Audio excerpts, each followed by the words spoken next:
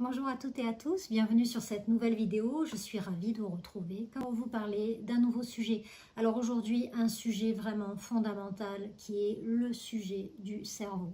Le cerveau, c'est lui qui dirige tout, donc ça va être vraiment important pour pouvoir réussir sa perte de poids et surtout la faire durer dans le temps, de comprendre en fait comment fonctionne notre cerveau. Voilà, bonjour à toutes et à tous, je m'appelle Vanessa Magan, je suis nutritionniste, coach formée depuis une quinzaine d'années sur la nutrition, les neurosciences, les troubles du comportement alimentaire, enfin tout ce qui va toucher de près ou de loin à la perte de poids et à l'harmonie d'une manière générale. Voilà. Donc, comme je vous le disais juste à l'instant, aujourd'hui nous allons parler du cerveau. Alors, depuis que je me suis formée sur les neurosciences, en fait, j'ai vraiment eu d'un coup des résultats qui ont vraiment été exponentiels. Pourquoi? Parce qu'en fait, tout est dans le mental et vous le savez, hein, vous le savez très bien.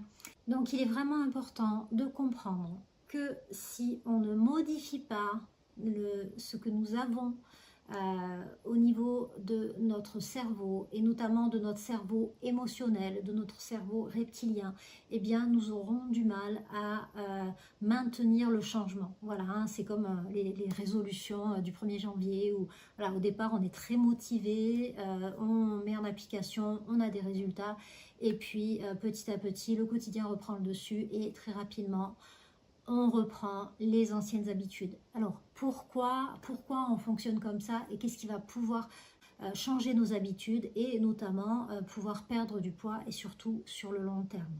Donc, au niveau de notre cerveau, nous avons 3 zones qui vont être vraiment importantes. On va avoir la première qui est ce qu'on appelle le néocortex, c'est notre cerveau rationnel, c'est le cerveau qui a l'âge que nous avons, qui est tout à fait capable de réfléchir, d'analyser, qui est tout à fait mature en fait. C'est lui qui vous dit attention, tu ne devrais pas manger ça, tu n'as pas faim, pourquoi tu manges ça maintenant, etc. Là, nous avons le cerveau limbique. Le cerveau limbique, c'est le cerveau des émotions. Ce cerveau des émotions, en fait, il a constitué son schéma de fonctionnement pendant la période qui va on va dire, de la naissance jusqu'à l'âge de 7-8 ans à peu près. Et pendant cette période-là, il a fait toutes les associations qu'il a pu entre les émotions et l'alimentation. Donc ça va commencer en fait dès la naissance, puisque le bébé à la naissance a le réflexe de succion. Il sait qu'il doit manger, comme voilà, les enfants à la naissance, les animaux, etc. C'est dans notre inconscient profond. Et le bébé, bien sûr, son cerveau rationnel n'étant pas du tout mature, n'est pas capable de sentir qu'il a faim, en fait, c'est de la faim, mais il sent quelque chose à l'intérieur de lui qui le ravage. Il sait au fond de lui que si personne ne répond à ça, sa vie est en danger. Voilà. Donc le bébé à la naissance va associer le vide de son estomac à la peur, l'angoisse, l'abandon, la mort aussi. C'est quelque chose on voit un bébé qui a faim, qui va hurler, qui va serrer les poings, qui va avoir les traits très tirés. On voit bien qu'il y a beaucoup d'angoisse. Et à partir du moment où on va pouvoir le nourrir, eh bien, ce bébé va pouvoir se détendre vraiment, il va s'endormir petit à petit en tétant, voilà. Et il va pouvoir associer en fait le remplissage de son estomac à l'amour, au réconfort, à la vie, au lien à l'autre. Donc voilà, on part déjà émotionnellement avec cet enregistrement-là au niveau de notre cerveau limbique, notre cerveau émotionnel. Puis un petit peu plus tard, l'enfant qui va grandir vers l'âge de 18 mois, mais il n'est pas du tout capable en fait de répondre à ses besoins, s'il est fatigué, s'il est inquiet, s'il a peur, s'il s'ennuie, etc. Qu'est-ce qu'il va faire tout de suite? Il va mettre quelque chose à sa bouche parce qu'il a appris que c'était ça qui venait le rassurer. Et c'est comme s'il avait mis sa maman à l'intérieur en fait. C'est vraiment le doudou, la sucette, le pouce. C'est vraiment mettre à sa bouche, c'est vraiment quelque chose qui va pouvoir lui faire du bien. Et on va dire qu'au niveau des troubles alimentaires, c'est-à-dire le grignotage, voilà, les pulsions, les compulsions alimentaires, c'est un petit peu comme si quelque part on en était toujours à une part de notre cerveau, en tout cas on est toujours à ce stade-là, si vous voulez, on est resté programmé là-dessus. Et en fait, on ne se rend pas forcément compte qu'il y a toujours une émotion qui va venir déclencher l'envie de manger. que ce soit, voilà, ça peut être le stress, ça peut être l'ennui, ça peut être la fatigue, ça peut être différentes choses. Tout de suite, on va avoir envie de manger quelque chose. Voilà. Donc, eh bien, ce sont des programmations qu'on a hein, depuis petit qui font que dans notre cerveau limbique, un lien entre les émotions et l'alimentation a été créé. Et depuis, c'est une boucle qui est toujours active. Pourquoi elle est toujours active? Parce que la troisième partie du cerveau qui est très importante, c'est le cerveau, notre cerveau reptilien. Le cerveau reptilien, il est là, il n'est pas du tout intelligent. C'est le premier cerveau que l'être humain a eu il y a 500 millions d'années. Et en fait, à cette époque-là, ce qui était important, c'était de manger, de se reproduire, de survivre en fait. Hein, voilà, c'est le cerveau primitif. Et qu'est-ce que se dit ce cerveau-là qui est vraiment dans la vie, la mort en fait? Ben, lui, il se dit que toutes les habitudes qu'on a mises en place depuis toujours, c'est ça qui fait qu'on est toujours en vie et qu'à partir du moment où on va changer quelque chose, eh bien, potentiellement, on peut être en danger. Comme si la mort était toute proche, alors que rationnellement, on sait que ce n'est pas du tout le cas. Mais en fait, notre cerveau reptilien va, au fur et à mesure, on va sortir de notre schéma de fonctionnement habituel, c'est-à-dire de notre zone de confort, va nous envoyer des excuses, des informations négatives en fait. Il va vous pousser à revenir en fait dans votre zone de confort. C'est-à-dire que vous allez entendre hein, une voix hein, qui va vous dire, par exemple, si vous savez très bien que vous n'avez pas faim et que il n'y aurait pas forcément de nécessité de manger, il va y avoir une petite voix qui va vous dire si, mange quelque chose.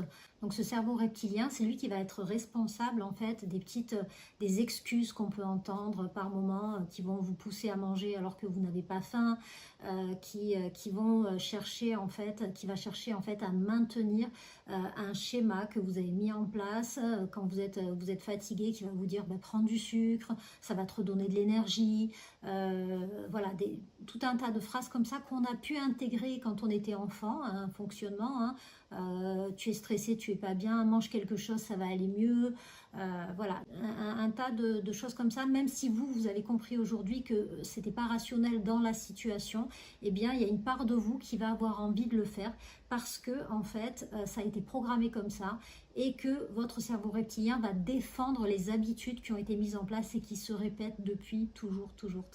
Voilà, donc ça, c'est vraiment une clé importante. C'est une clé importante parce que, en fait, si vous voulez, à partir du moment où on a compris ça, eh bien, on a compris aussi que si on pousse un petit peu, on force un petit peu et qu'on, malgré cette petite voix qu'on entend dans la tête, eh bien, on continue à sortir de sa zone de confort, eh bien, la répétition va faire que ça va devenir quelque chose qui va être reconnu par votre cerveau reptilien, où lui va pouvoir dire ah bah ok, finalement on n'est pas mort avec ça, voyez, et en fait petit à petit ça va rentrer dans votre zone de confort, ça va devenir quelque chose qui va se faire tout seul. Alors on sait que il faut 1 mois pour que les choses deviennent de plus en plus faciles, voilà, il faut 3 mois pour que ça devienne un automatisme. Donc voilà, c'est vraiment 80% au départ d'énergie pour arriver à avoir la détermination pour changer les habitudes et ensuite voilà, il faudra que 20% pour pouvoir les maintenir dans le temps. Voilà, ça n'aura plus rien à voir, ce sera beaucoup plus facile. Donc c'est vraiment important en fait du coup, parce que souvent j'entends des personnes qui me disent oui mais moi au départ je suis très motivée et puis finalement petit à petit j'arrive pas à tenir dans le temps, etc. En fait c'est juste qu'on a du mal à résister à ces pensées négatives qui vous ramènent dans la zone de confort et on a l'impression que ça va être de plus en plus difficile et puis on tient un petit peu et puis après on lâche. Alors que la réalité, c'est qu'en fait, il y a un cap à passer et qu'une fois qu'on a passé ce cap, en fait, ça rentre, comme je vous disais, dans la zone de confort et ça devient beaucoup plus facile.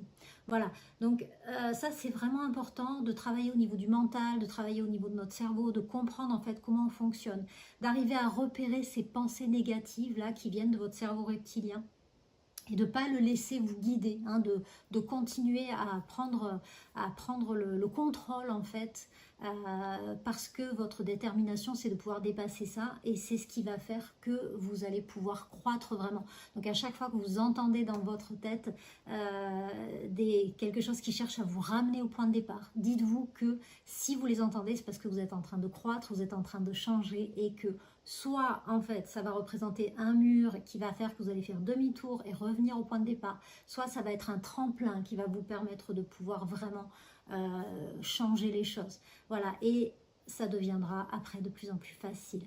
Voilà, j'espère que cette vidéo vous aura intéressé, vous aura permis de pouvoir comprendre, en fait, vous aura permis de pouvoir obtenir de nouvelles clés pour travailler un petit peu sur votre comportement alimentaire, sur toutes les habitudes que vous avez, où voilà, vous savez qu'il faudrait que ça change pour que vous puissiez changer vraiment, puisque on le sait, hein, si on ne change rien, rien ne changera. N'hésitez pas à vous abonner à la chaîne. Vous pouvez cliquer sur le petit bouton s'abonner et aussi sur la petite cloche, en fait. Comme ça, vous serez abonné et vous recevrez les notifications sur les nouvelles vidéos. Voilà, à chaque fois qu'il y aura une nouvelle vidéo, vous serez averti. Voilà, j'espère que cette vidéo vous aura plu. N'hésitez pas à mettre des commentaires, n'hésitez pas à poser des questions. Voilà, j'y répondrai avec le plus grand plaisir. Et puis, ça pourra aussi être des sujets pour des vidéos à venir. Voilà, si vous avez des questions particulières. J'étais encore ravie de vous avoir retrouvé cette semaine. Et puis, je vous dis à très vite pour un prochain sujet ensemble sur l'alimentation, sur le comportement alimentaire, ou en tout cas, voilà, tout ce qui va pouvoir s'y rapprocher. Merci à vous, à très bientôt, au revoir.